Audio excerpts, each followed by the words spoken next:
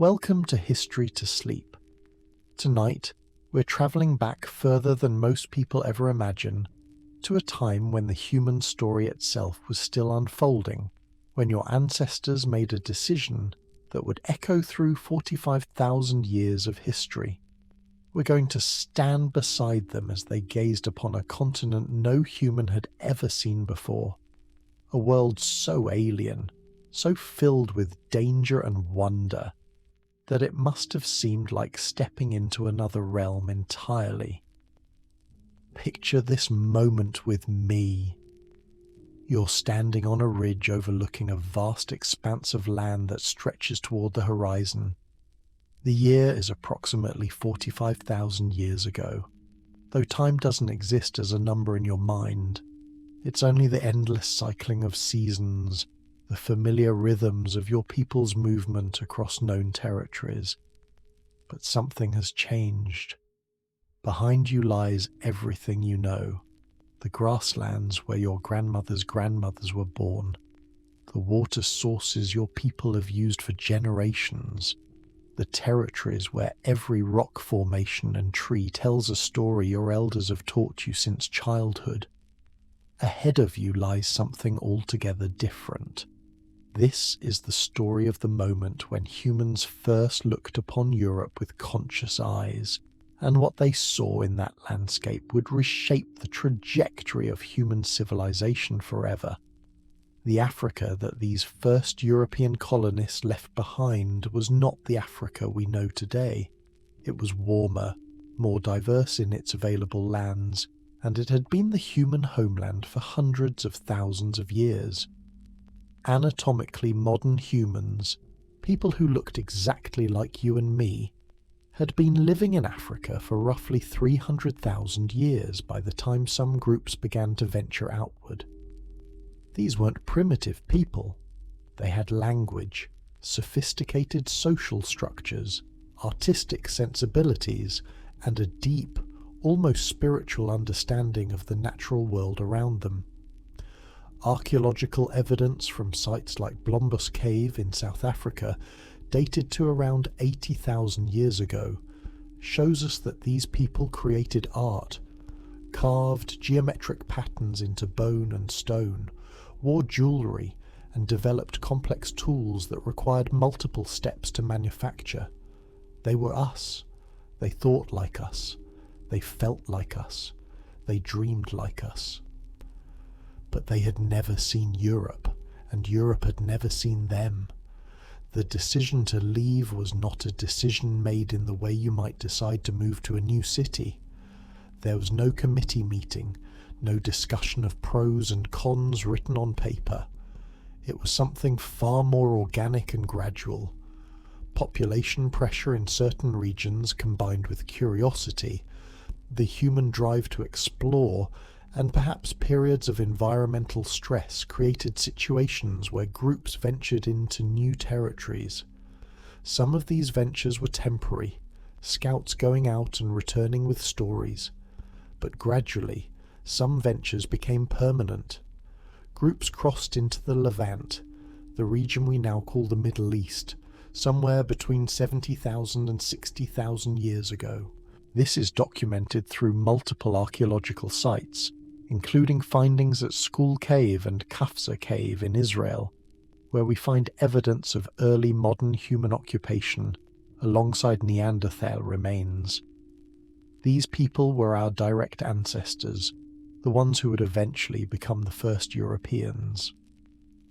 The climate at this time was intensely variable.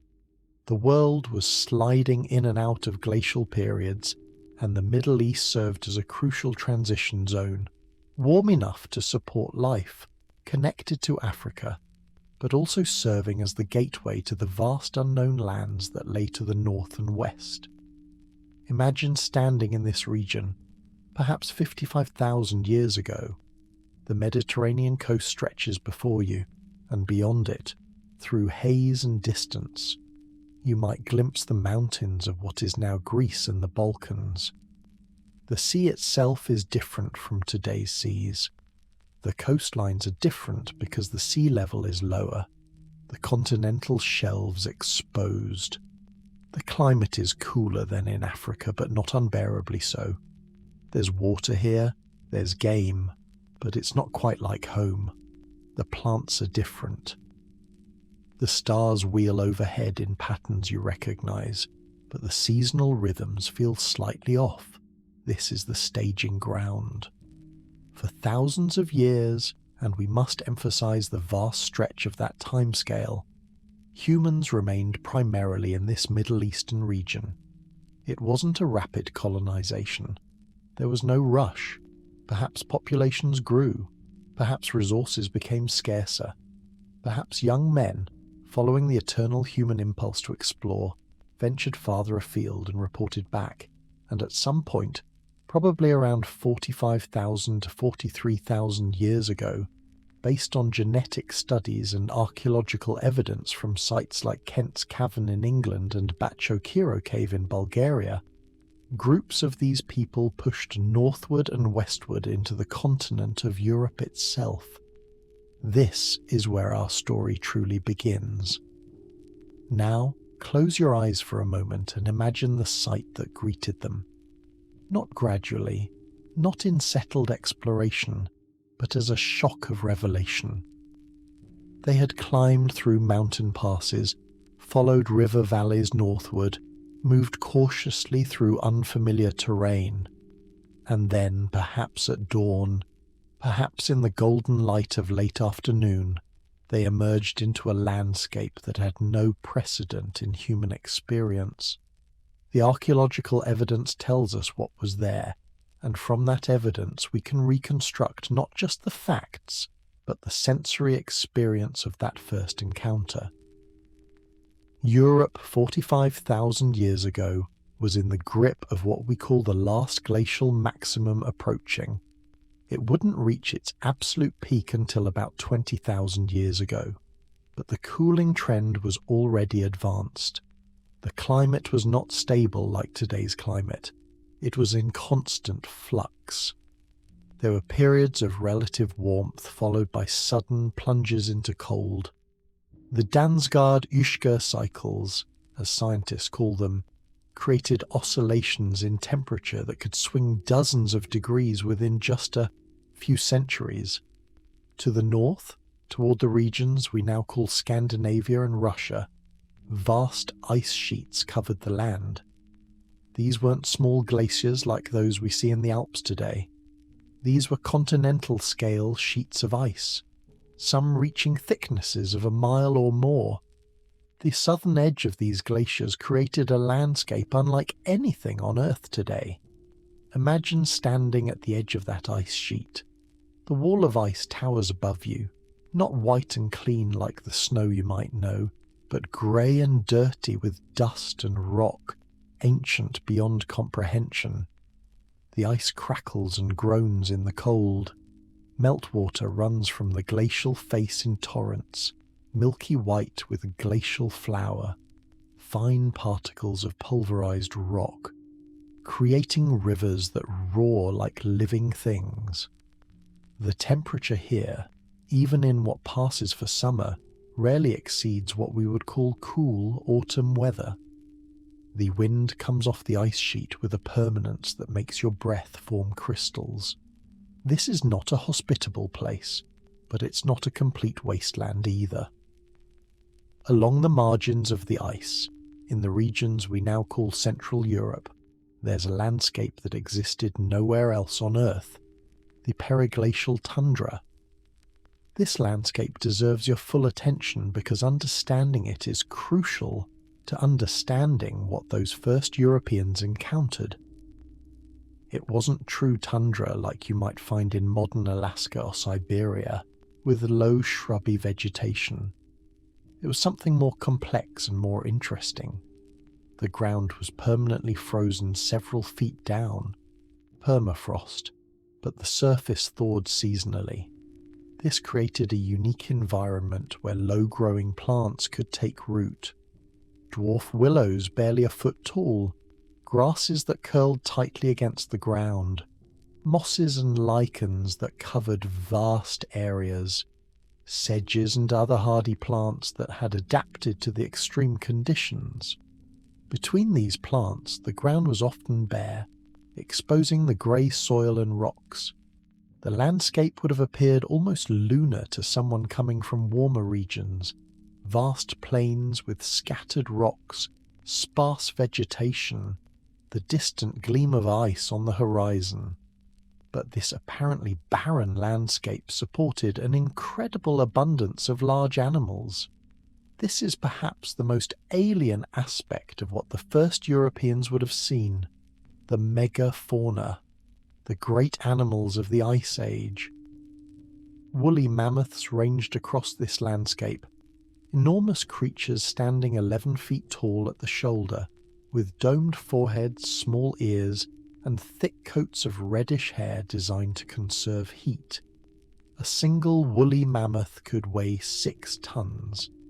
They moved across the tundra in herds, and when these herds passed, they created visible paths through the landscape, worn down by countless feet.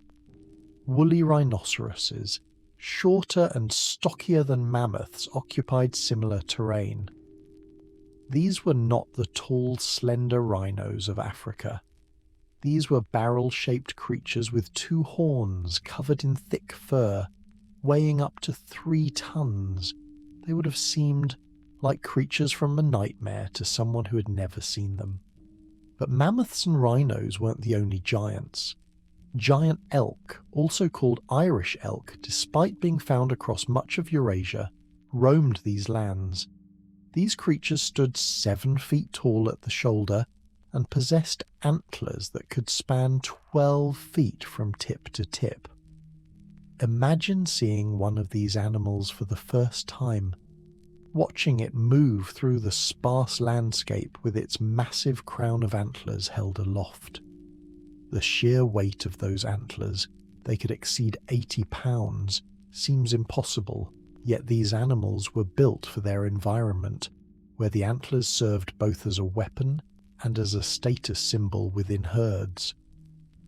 Then there were the horses, not the horses of later domestication, but wild Eurasian horses, stocky and powerful, built for endurance in cold terrain.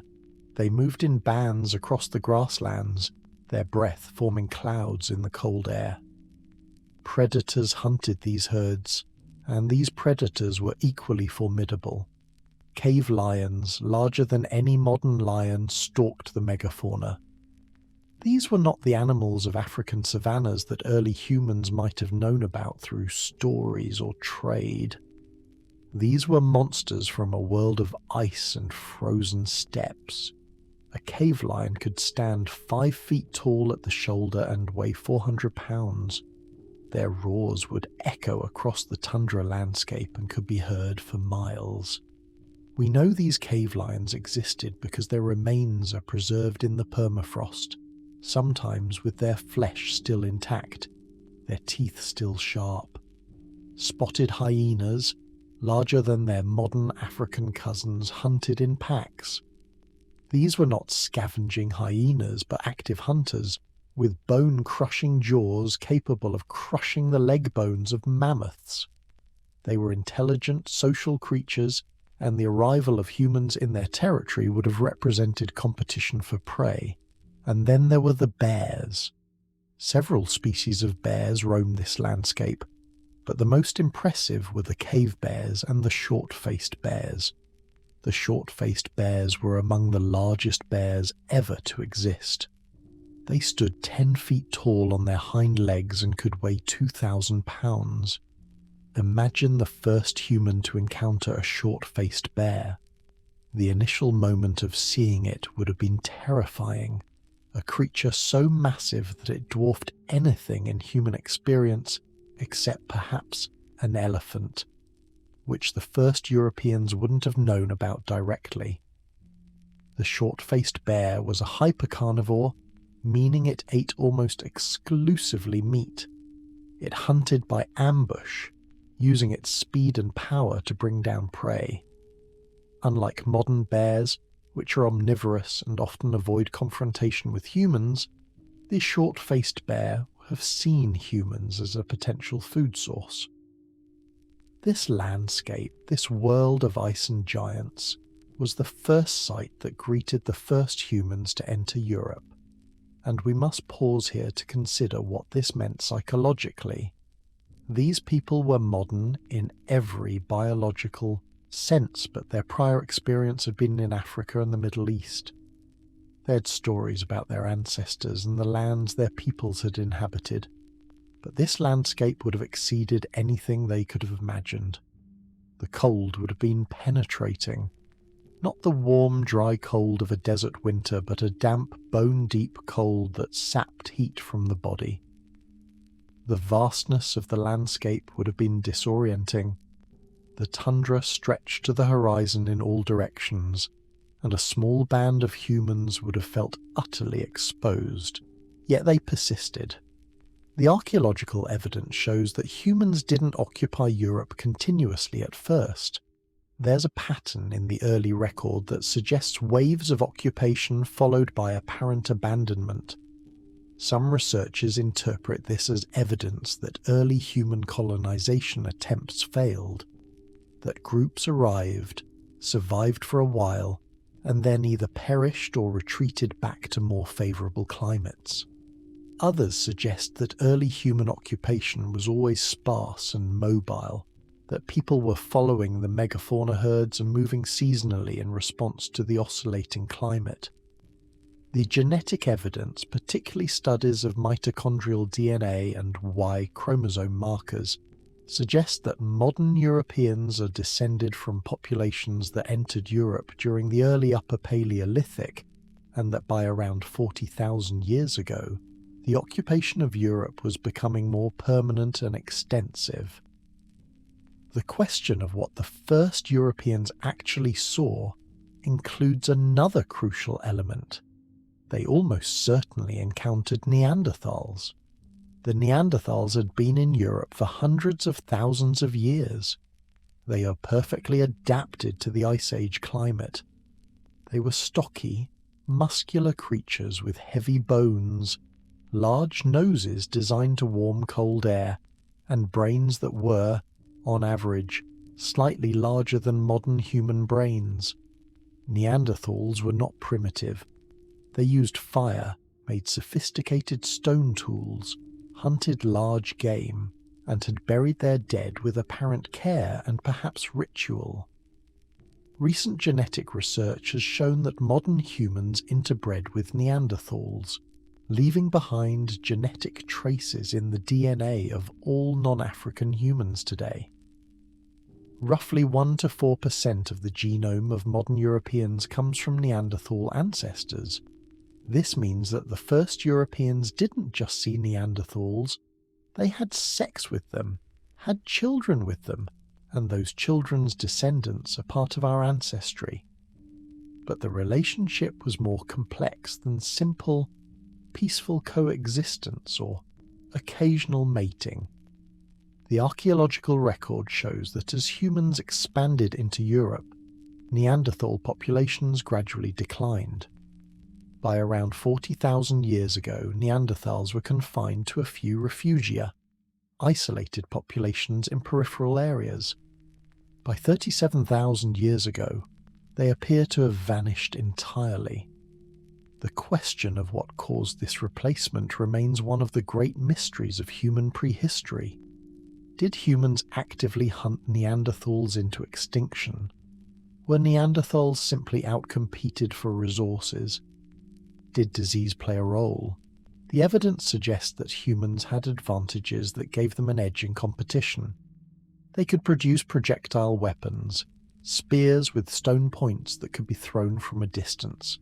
They had dogs or proto-dogs, animals that had been separated from wolves and were beginning their association with humans. They had more efficient technologies for hunting and gathering, and they had numbers, populations that were larger and growing, faster than Neanderthal populations. But for the purposes of understanding what the first Europeans actually saw, we should imagine the encounter in its most concrete form. Picture a hunting party of early humans. maybe a dozen strong, moving across the tundra in pursuit of mammoth or wild horses.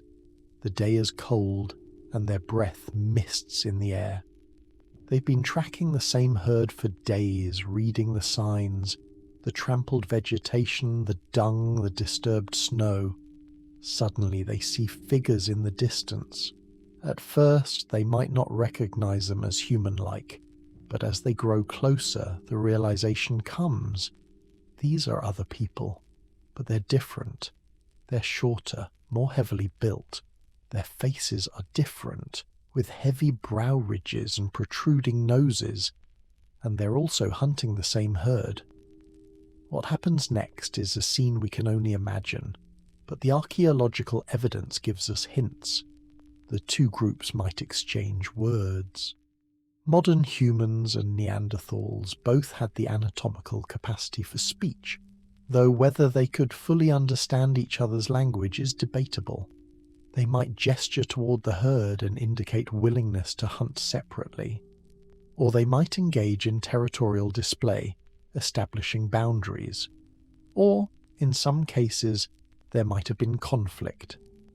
Evidence from the archaeological record shows that both Neanderthals and early humans sustained injuries consistent with interpersonal violence. These injuries appear on the remains of skeletons dated to the period of overlap. Broken arms, puncture wounds, crushing blows. The violence between the two groups may have been sporadic rather than continuous warfare, but it appears to have been real. And then there's the possibility of attraction. Two groups of humans, separated by genetic divergence, but still similar enough in body plan to recognize each other as members of the same species.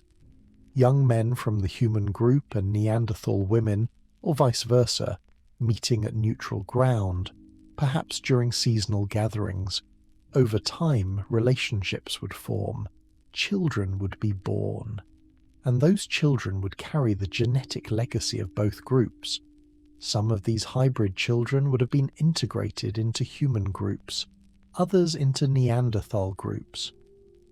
But the genetic evidence suggests that the overwhelming flow of interbreeding was female Neanderthals with male humans, suggesting a pattern where human groups may have been larger and more mobile, and hybrid women born to human fathers and Neanderthal mothers were incorporated into the human population. This is perhaps the most intimate aspect of what the first Europeans saw. They saw potential mates. They saw in Neanderthals something human enough to reproduce with, to have relationships with, to perhaps, in some cases, to love. The genetic record is a record of intimacy between species across 45,000 years of time, echoing in the DNA of billions of modern humans who carry within themselves the mark of these ancient encounters. Now let's move beyond the first shocking encounters and into what it meant to actually live in early Europe as one of these pioneer humans. The settlements that archaeologists have identified from this period are sparse and often temporary. Sites like the Aurignacian assemblages found across Central and Western Europe, dated to between 43,000 and 37,000 years ago, show evidence of repeated use but not permanent habitation. These sites are typically rock shelters or caves, locations that provided protection from the elements. The Aurignacian culture, named after a type of stone tool blade discovered at Aurignac in southern France, represents the archaeological signature of these early humans in Europe. The tools they made were a revolution compared to what had come before. Neanderthals made stone tools primarily by striking a flake from a stone and using that flake or the remaining core. It was effective technology, but it was relatively inflexible. The first humans developed a completely different approach. They would create a specially shaped core and then strike it repeatedly, with precise blows to produce thin, sharp blades. These blades could then be modified, used as scrapers or knives, or hafted into bone or antler handles to create composite tools. From a single pound of stone, an orination toolkit could produce up to 4 times the cutting edge of a Neanderthal kit. More efficient, more versatile, more adaptable. But it wasn't just the stone tools that set these early Europeans apart. They were working extensively with bone and antler, creating harpoon points with barbs designed to catch and hold prey, needles with eyes suitable for sewing animal hides into clothing, and awls for piercing leather. The existence of these sewn clothing items is crucial for understanding their adaptation to the European climate. The bones of ancient humans from this period show signs of robust muscularity and adaptation to cold climates, but for true survival in the Ice Age, clothing would have been essential, and the needle, which we find in the archaeological record from early European sites, represents the technology needed to create fitted, waterproof garments. These clothes would have been crafted from animal hides. Imagine the process. A mammoth or woolly rhino or cave lion is killed. The hide is stripped from the carcass, an enormous task requiring strength and sharp stone or bone tools. The hide is then stretched and cleaned, removing tissue and blood. Special bone scrapers, found frequently at Aurignacian sites, were used to work the hide until it was pliable. Once cleaned, the hide had to be treated to prevent putrefaction and to maintain flexibility. This might have involved smoking the hide over a fire or treating it with the animal fats or even urine, which contains urea and can act as a mild chemical softener. Once the hide was properly prepared, it could be cut and sewn together using bone needles and thread made from sinew, the tendon of large animals that could be split into thin strands strong enough to pull through hide. The resulting garments would have been essential for survival. Imagine wearing such a garment in the climate of Ice Age Europe. The hide, thick and heavy, would hang from your shoulders and wrap around your torso. Your legs would be wrapped in separate pieces of hide, tied on with sinew cord. Fur-lined boots would keep your feet insulated. Your hands would be covered in gloves. This was not fashionable clothing by modern standards. It was purely functional, heavy and burdensome. But in temperatures that regularly dropped below 0 Fahrenheit, it would have been the difference between survival and death. The construction of shelters reflects a similar adaptation to the harsh climate. While Neanderthals had used caves and rock shelters, early humans expanded the repertoire of habitation options. They built structures using the bones of the megafauna they hunted. The mammoths in particular provided enormous bones, femurs, ribs, and tusks that could be arranged into frame structures. Imagine a shelter made from the bones of a mammoth, with the largest bones arranged in a circle to form the frame, and the tusks arching overhead to form a roof structure. Such a framework could be covered with hides to create an insulated dwelling.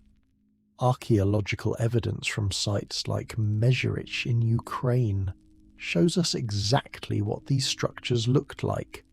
Circular arrangements of mammoth bones with evidence of fire hearths inside, dated to around 15,000 years ago, showing that this technology was being used by later human populations and likely had roots in earlier periods. The fire within these shelters would have been critical.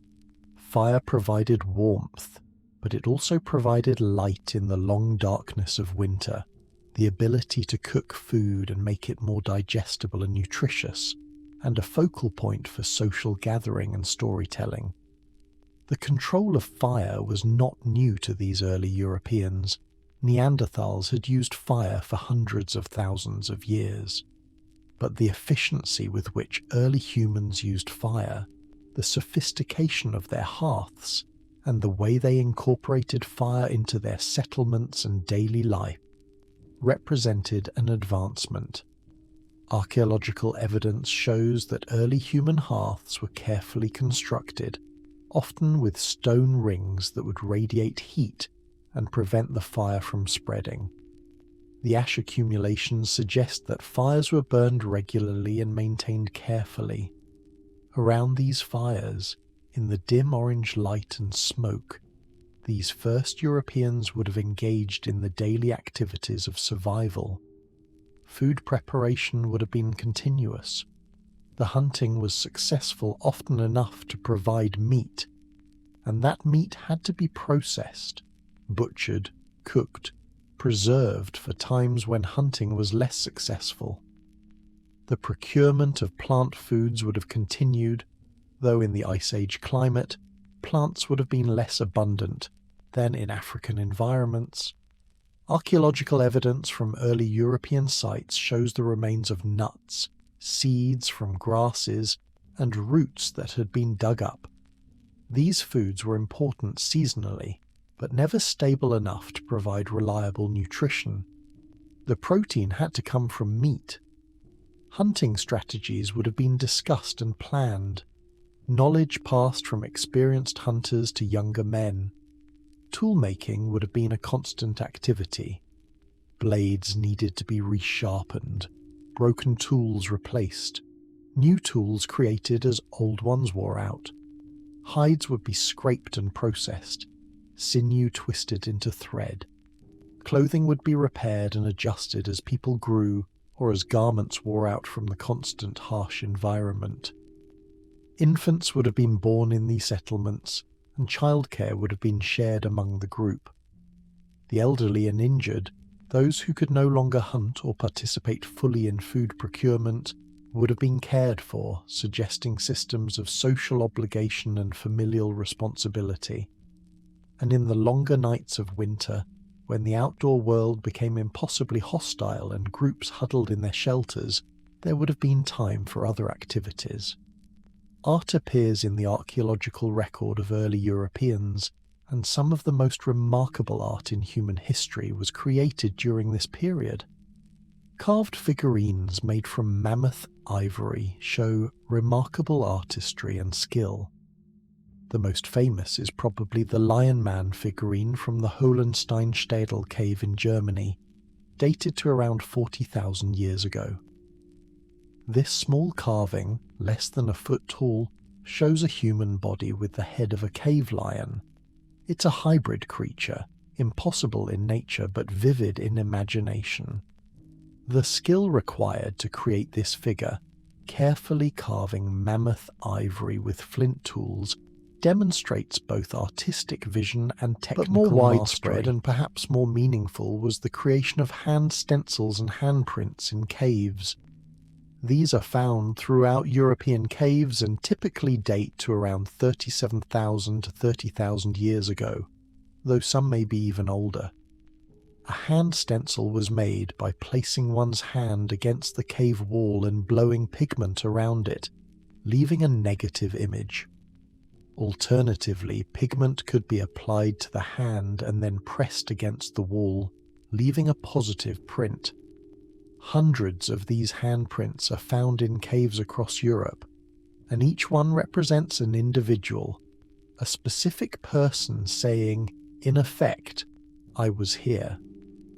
Some archaeologists interpret these handprints as part of an initiation ritual, a rite of passage where young people would make their mark on the cave wall as they became full members of the community. Others see them as simple expression, a desire to leave a trace, to say, "I exist." The pigments used for these handprints came from natural materials. Ochre, a mineral compound of iron oxide, was ground into powder and mixed with binders like fat or saliva to create a coloured paste that could be blown onto the wall. The work involved in sourcing these pigments, preparing them, and transporting them to the caves suggests that these activities were important enough to expend energy and resources on.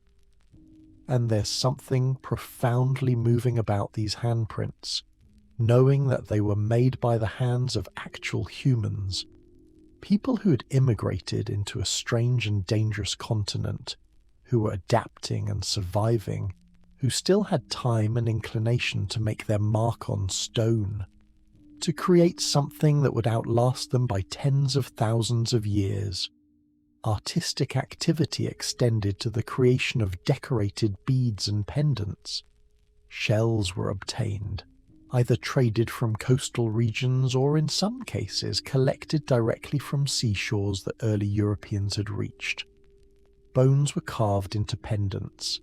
Ivory was worked into jewellery. The existence of these ornaments suggests social signalling, personal adornment, and possibly spiritual or shamanic practices. They also suggest trade networks, because shells from Mediterranean coastal regions appear in inland European sites, indicating that goods were being traded across long distances. This suggests regular contact between different human groups, meetings at neutral sites, exchange of goods and information, and possibly exchange of marriage partners, all helping to maintain genetic and cultural connections across the dispersed human populations of early Europe. Music appears to have been part of the cultural repertoire as well. Archaeological evidence suggests that early Europeans made musical instruments from bone. Flutes carved from bird bone and presumably mammoth ivory have been discovered at sites like the Hohlenstein Stadel cave. These are not crude instruments. They show careful workmanship, with deliberately placed finger holes that would allow for the production of different pitches. Evidence of wear on the finger holes suggests that these instruments were played repeatedly. Imagine the sounds that emerge from these early flutes. Simple melodies, perhaps, but music nonetheless. Music around the fire, in the depths of caves, in the long winter nights when the group was gathered together. Music that served no survival function, but fulfilled a deep human need for beauty and expression. The question of spirituality and religion becomes pressing when we see this evidence of cultural sophistication. Did these early Europeans have spiritual beliefs? Almost certainly. The careful burial of the dead, which we find evidence of at this period, suggest beliefs about an afterlife or respect for the deceased. The carved figurines and the hand stencils suggest a world of symbol and meaning beyond simple survival. The presence of pigments and other materials that seem to have no utilitarian purpose suggests ritual and ceremonial practice. Some scholars have theorized that certain individuals in these early European societies, those with particular talents or propensities, would have served as shamans or spiritual practitioners. These individuals might have been responsible for maintaining the group's relationship with the spiritual world, for conducting rituals and ceremonies, for explaining the mysteries of existence. One particular mystery that these early Europeans would have had to grapple with was the question of death. When a member of the group died, what happened? In some cases, we have evidence that they were buried with deliberate care. At the Sungir site in Russia, dated to around 34,000 years ago, the burial of a child is found with hundreds of ivory beads carefully arranged around the body, along with other grave goods. The time and effort expended on this burial, the gathering and crafting of the beads, the care in arranging them, speaks to the importance of the deceased. This was not a simple disposal of a body, but a ceremonial act, suggesting belief in something beyond immediate physical existence. Perhaps belief in an afterlife, or simply a desire to honor and remember the dead. The beads might have been meant to accompany the child into whatever realm they were believed to inhabit after death. The evidence of care for injured individuals also speaks to the presence of social bonds and obligations.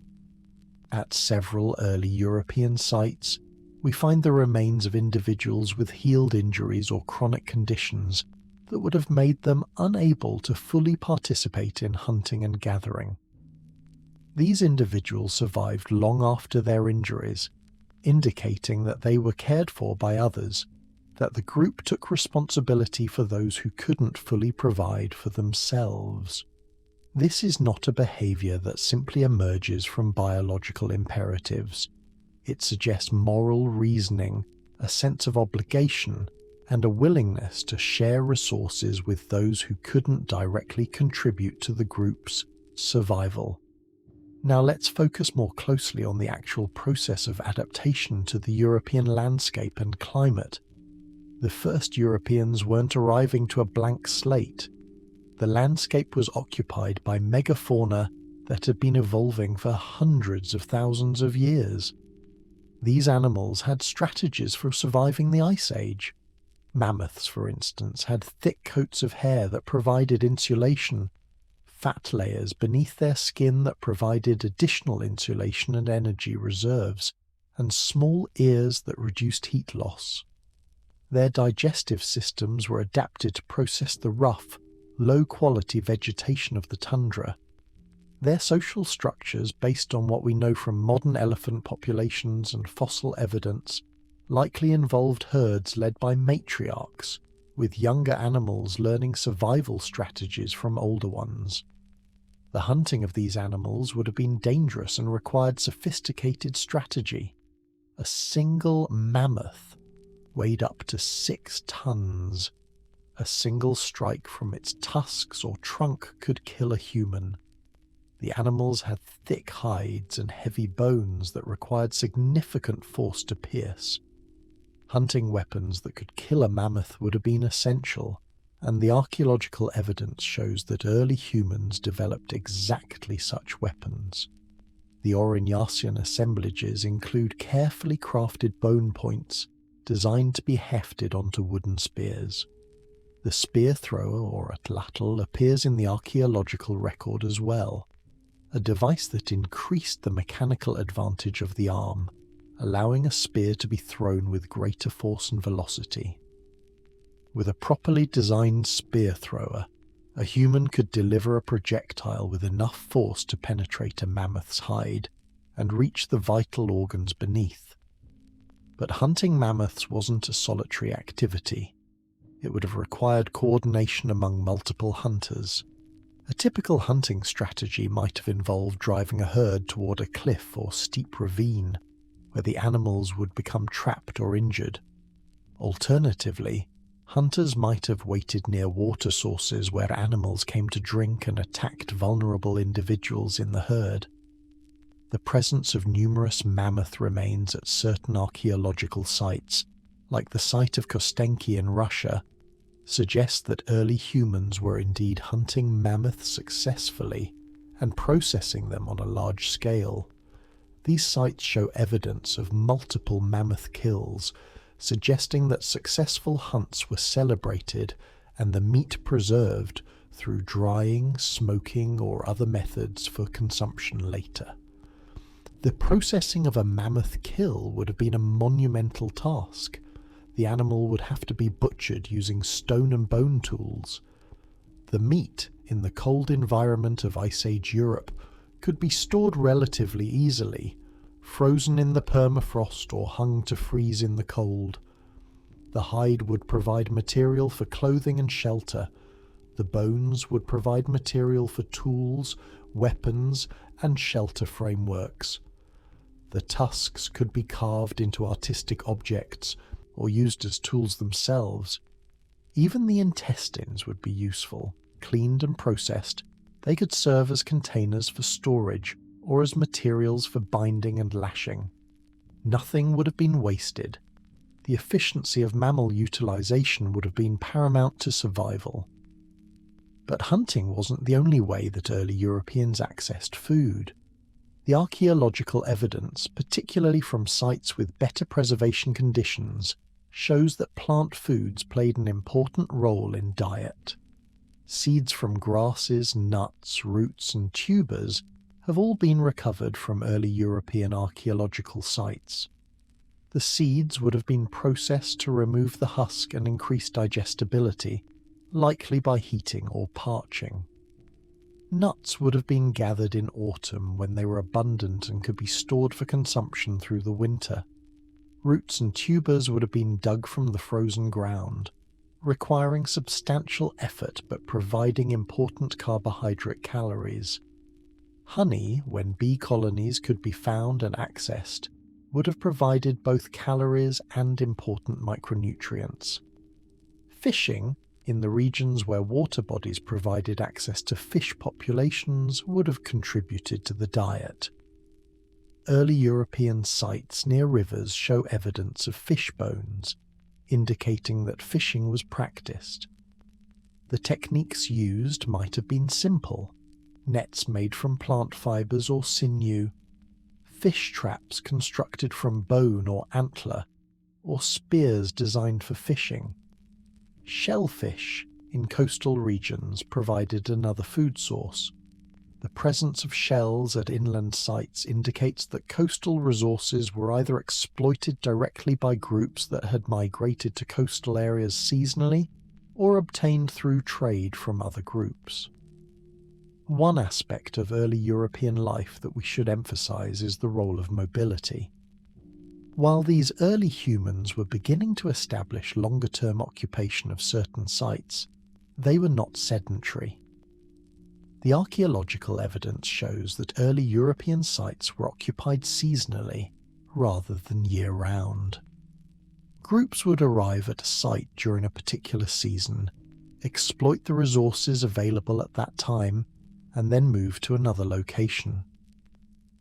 This pattern of seasonal migration would have been necessary because the environment was not uniformly productive year-round. Spring and summer would have been times when plant resources were becoming available, migratory animals were returning to the north, and hunting was potentially productive. Winter would have required concentration in protected sites, possibly near areas where reliable food sources existed or where stored food from earlier in the year could be consumed. The organization of these mobile groups would have required leadership and decision-making structures. Someone or some group would have had to decide when to move, where to move to, how to organize the hunting parties, and how to manage conflict within the group. Archaeological and ethnographic evidence suggests that early human societies were organized according to principles of achieved status and age-based hierarchy. The best hunters, the most successful shamans or spiritual practitioners, the elders with the most accumulated knowledge, would have had influence and prestige. But true despotism or absolute authority was probably not present. Decision-making likely involved discussion and consensus building, with the prestigious individuals having more influence than others, but not absolute power. Gender roles appear to have been present but not rigid. While hunting, particularly of the large game, was likely dominated by men, both because of the physical demands and because pregnant women and nursing mothers would have had reduced mobility, women were active in food procurement, tool manufacturing, and likely in many aspects of spiritual and artistic practice. The hand stencils in caves, for instance, appear to show both male and female hands, suggesting that women participated in these rituals. The care of children would have primarily fallen to women, but the presence of robust skeletal remains suggesting physical labour and some evidence of trauma suggest that women's lives were not easy. Gender roles appear to have been present but not rigid. While hunting, particularly of large game, was likely dominated by men, both because of the physical demands and because pregnant women and nursing mothers would have had reduced mobility, women were active in food procurement, tool manufacturing, and likely in many aspects of spiritual and artistic practice. The hand stencils in caves, for instance, appear to show both male and female hands, suggesting that women participated in these rituals. The care of children would have primarily fallen to women, but the presence of robust skeletal remains suggesting physical labour, and some evidence of trauma suggests that women's lives were not easy, or gender roles appear to have been present but not rigid. While hunting, particularly of large game, was likely dominated by men, both because of the physical demands and because pregnant women and nursing mothers would have had reduced mobility. Women were active in food procurement, tool manufacturing, and likely in many aspects of spiritual and artistic practice. The hand stencils in caves, for instance, appear to show both male and female hands, suggesting that women participated in these rituals. The care of children would have primarily fallen to women, but the presence of robust skeletal remains suggesting physical labour, and some evidence of trauma suggests that women's lives were not easy or sheltered. Women would have been involved in processing animal hides, making clothing, and gathering plant foods. They would have been present at kills, helping to process the meat and transport it back to camp. They would have given birth in the midst of the harsh environment, likely with the assistance of other women who had learned childbirth knowledge through experience and tradition. The relationship between early human groups would have been complex. Evidence from the archaeological record suggests that early Europeans encountered each other relatively frequently. The distribution of certain artifact types and raw materials across regions indicates that goods and people were moving across landscapes. This suggests that despite the harsh environment and the distances between groups, contact was maintained. These contacts would have served multiple functions: trade and exchange of goods, particularly rare materials like shells from distant coasts or particularly high-quality stone like obsidian, would have created economic ties between groups.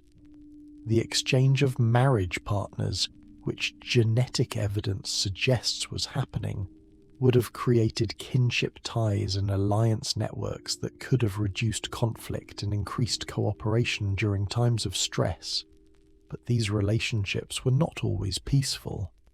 The skeletal evidence from this period shows signs of interpersonal violence, healed fractures consistent with defensive wounds, blunt force trauma, and in some cases, apparent execution-style killings. The violence was likely episodic rather than continuous. Disputes over hunting territories, revenge for previous killings, or competition for women and other resources might have sparked conflicts that were resolved through ritualized fighting or raids rather than sustained warfare. The groups were small enough that individual relationships and feuds mattered greatly, but large enough that conflicts could spiral beyond the ability of immediate family members to control. The psychological and cognitive experience of these first Europeans is something we can only speculate about, but the evidence provides hints. They were modern humans with minds fundamentally like our own. They would have been capable of abstract thought, planning for the future, contemplating their mortality and place in the cosmos. They would have developed narrative traditions, telling stories about how the world came to be, about the proper way to live, about the relationship between humans and animals and the natural world.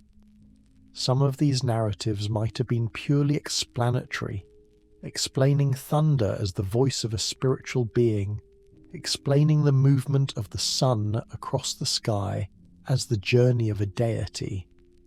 Other narratives might have been prescriptive, teaching the proper way to hunt, the proper way to treat the dead, the proper way to maintain relationships with other groups. The cognitive sophistication of these people is evident in their toolkits, their art, their organization of settlements, and their ability to thrive in an environment that would kill a modern person within days without technology. They were observing the stars and the planets, reading the landscape for signs of animal movement and weather changes, planning hunts weeks or months in advance, maintaining trade relationships across hundreds of miles. They were teaching children, transmitting knowledge from generation to generation, developing expertise in specific domains, some individuals becoming expert toolmakers, others becoming expert hunters or shamans. The transition from the initial colonization phase to more permanent occupation of Europe appears to have happened gradually. By around 43,000 years ago, the archaeological evidence shows more intensive and more extensive occupation. By 40,000 years ago, humans were present across most of Europe, from the Atlantic coast to the Urals. By 37,000 years ago, as Neanderthal populations were disappearing, humans were becoming the dominant human species in Europe. The archaeological record shows technological refinement over time. The earliest orination tools are somewhat crude compared to later ones. Over millennia, the stoneworking techniques became more refined. The bone and antler tools became more specialized. The art became more sophisticated. This suggests a process of learning and adaptation as each generation built on the knowledge of previous generations. One particular innovation that deserves attention is the development of methods for preserving and storing food. In the harsh climate of Ice Age Europe, the ability to preserve meat, fat, and other foods was crucial for surviving the winter months when game was scarce.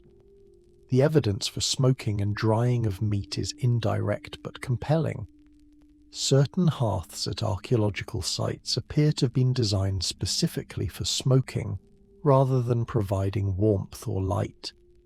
The high temperatures that could be achieved in properly constructed fire pits would have been suitable for drying meat. Additionally, in permafrost environments, food could simply be stored frozen, which would have allowed groups to build up reserves during times of plenty. The social response to seasons would have been significant. Spring and summer would have brought periods of relative abundance as plants greened up, birds and mammals began reproducing, and hunting became more productive. These would have been times of celebration, of social gatherings with neighbouring groups, of intense work in food procurement and processing. Autumn would have been a time of frantic activity, gathering nuts, hunting for meat to process and store, preparing for the coming winter. Winter itself would have been a time of reduced activity, of spending long nights huddled in shelters, of relying on stored food and whatever game could still be hunted. The winter night in the high latitudes of Europe could last many hours each day, creating a very different experience from the relatively even day-night cycles of Africa or the equatorial regions where human ancestors had evolved. The cold itself would have been a constant presence. Frostbite and hypothermia would have been real dangers, particularly for the very young and the very old, and for anyone exposed to the cold without adequate protection. The archaeological record shows evidence that people did suffer from cold-related injuries. Some skeletal remains show asymmetric bone growth or structure that might indicate frostbite damage or other cold-related injuries sustained during childhood.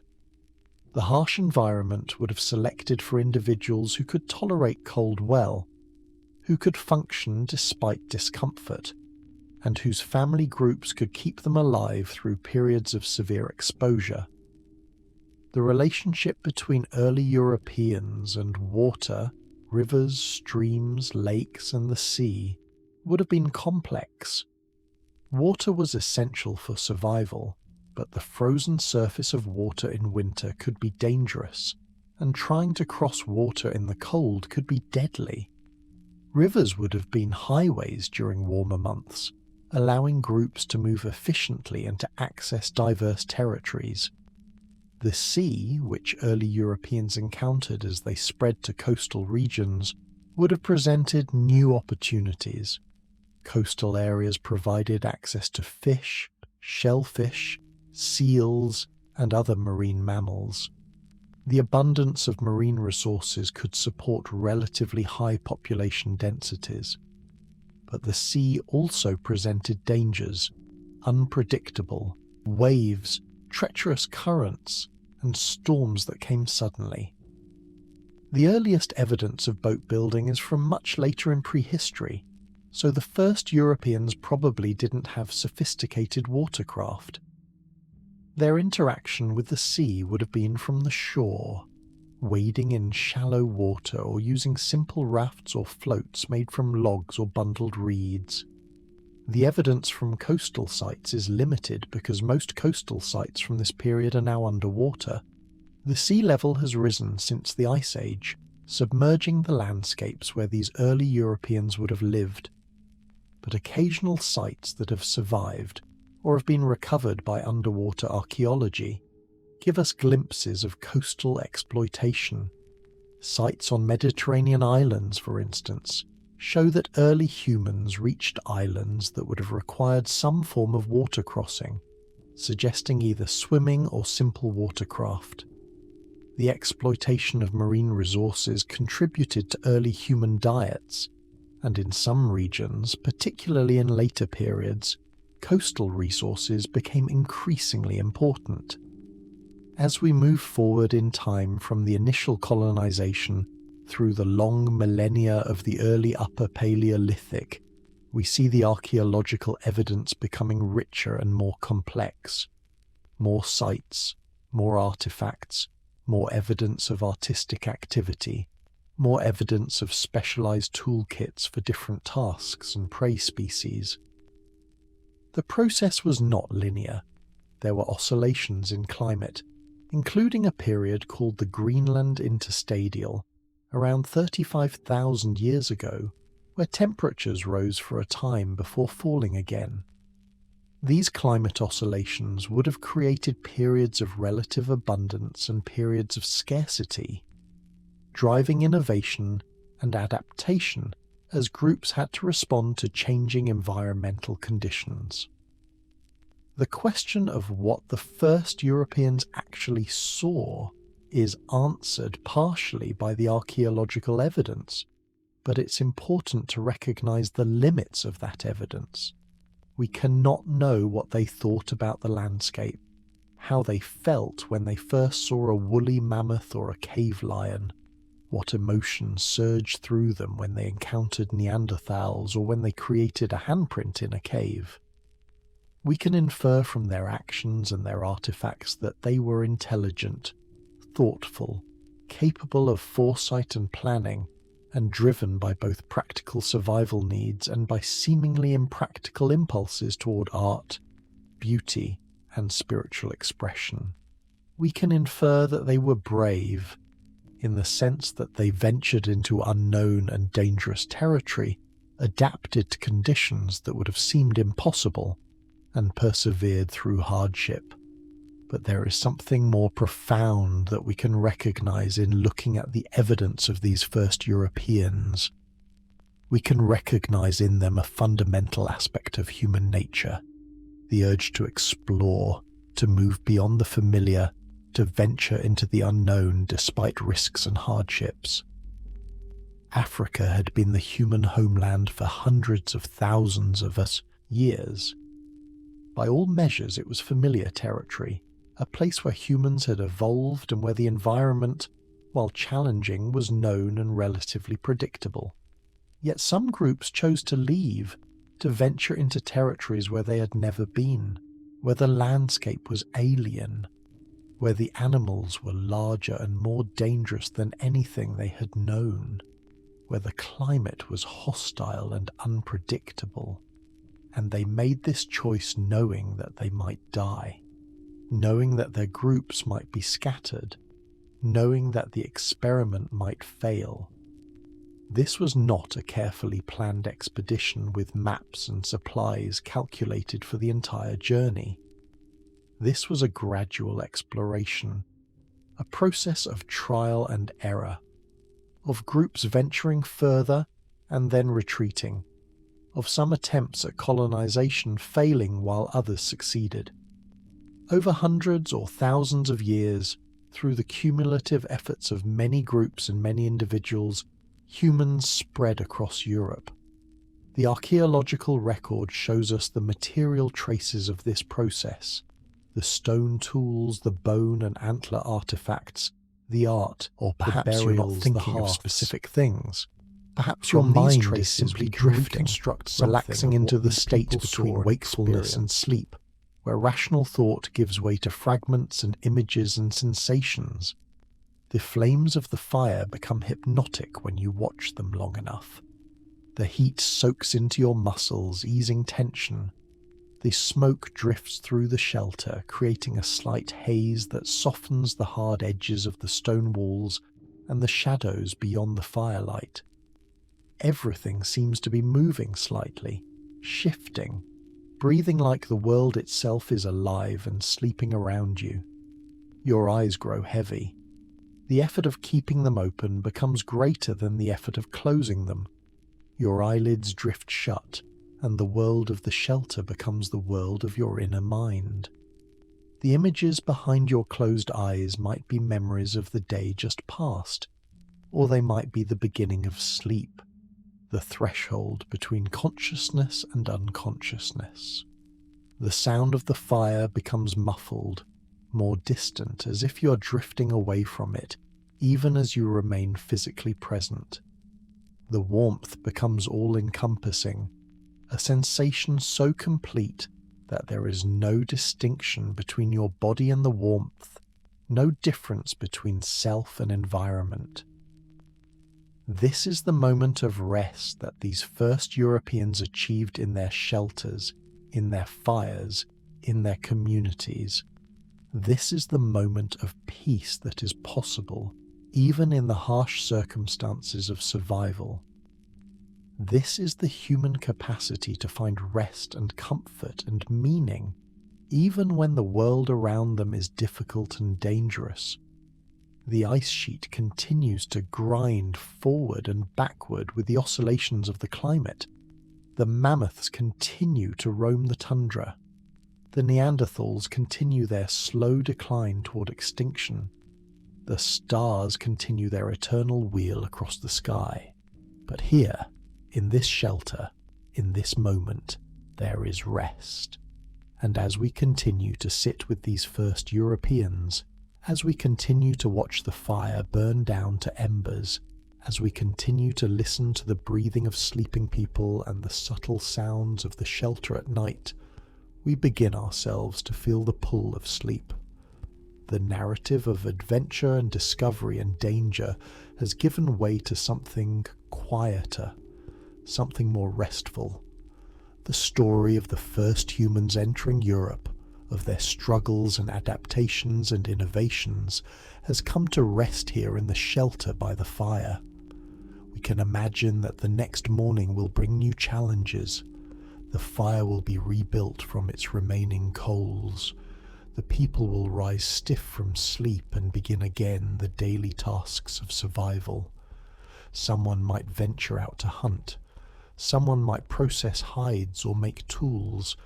Someone might go to the cave wall and add another handprint to the thousands already there, saying once again, "I was here, I existed, this mattered." The wheel of days and seasons and years will continue to turn, but for now, in this imagined moment, there is only rest. There is only the warmth of the fire and the comfort of shelter and the presence of others.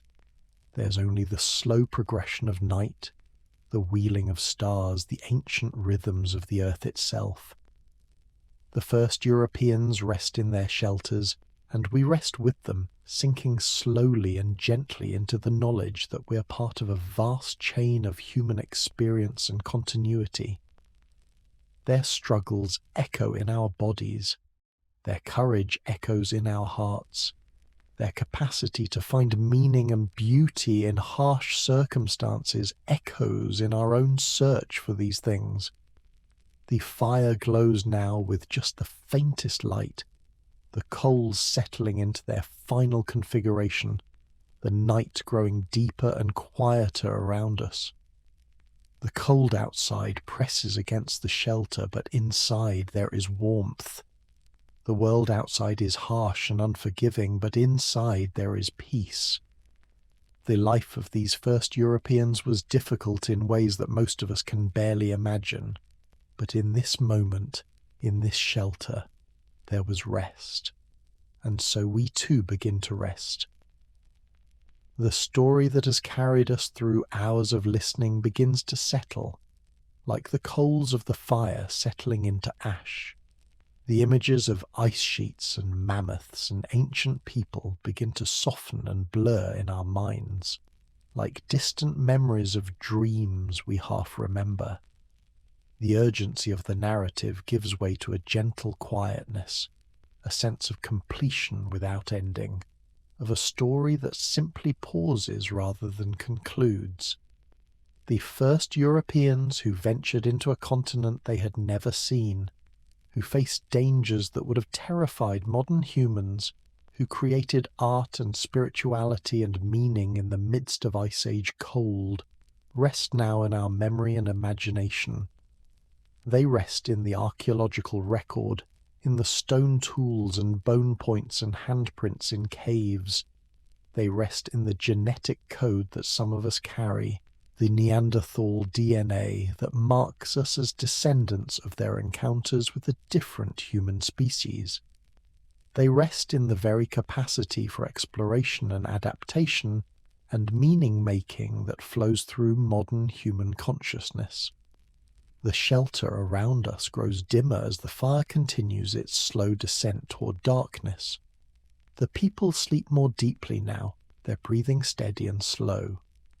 The night continues its passage, patient and eternal, indifferent to the small dramas of human survival and adaptation playing out in these shelters scattered across Ice Age Europe. The stars continue their slow wheel. The ice sheet continues to breathe with the planet's climatic cycles. Thousands of years stretch out ahead, centuries of seasons and generations, until finally the ice begins to retreat, and the world begins to warm, and the landscape begins to change once again. But that is a story for another time. For now, we rest here, in this shelter, in the warmth of the fire that these first Europeans kindled and maintained. We rest knowing that they survived, that they adapted, that they thrived in conditions that would challenge us greatly. We rest knowing that their legacy extends forward to us, that we carry within us the results of their courage and their innovation. We rest in the certainty that humans have always possessed the capacity to venture into the unknown, to adapt to harsh circumstances, to create meaning and beauty even in difficult times. And as we drift deeper into rest, as the images of Ice Age Europe grow hazier and more dreamlike, we can let the tension of the day fall away from us. We can feel our breathing slow and deepen, matching the rhythm of the people sleeping in the shelter. We can feel our heartbeats slow, steady and strong, connected across 45,000 years to the hearts of the first Europeans who beat in the same rhythm, in the same vast pattern of human life and human persistence. We can let the weight of our bodies sink into whatever surface supports us, feeling held and safe and cared for, as if we too are in a shelter protected from the harsh world outside. The fire burns lower still, and the shadows grow longer, and the shelter becomes a place of perfect rest. Outside, the Ice Age world continues its slow dance with climate and season and time, but inside there is only warmth and quiet and the gentle cycle of breath and heartbeat. This is where the story of the first Europeans rests, not at some dramatic moment of victory or discovery, but in this quiet shelter, in this moment of peace, in the simple human experience of finding rest and comfort and safety in a world that is often harsh and difficult. Sleep now, if you can. Sink down into the warmth and the darkness and the peace. Carry with you the knowledge that humans have always been capable of great things, of facing challenges, of finding beauty and meaning even in difficult circumstances. Carry with you the courage of the first Europeans who ventured into an unknown continent and survived. Carry with you the knowledge that you are part of an unbroken chain of human experience, connected across 45,000 years to those first explorers and to all the generations that came after. Rest and know that you are safe. Rest and know that you are part of something larger than yourself.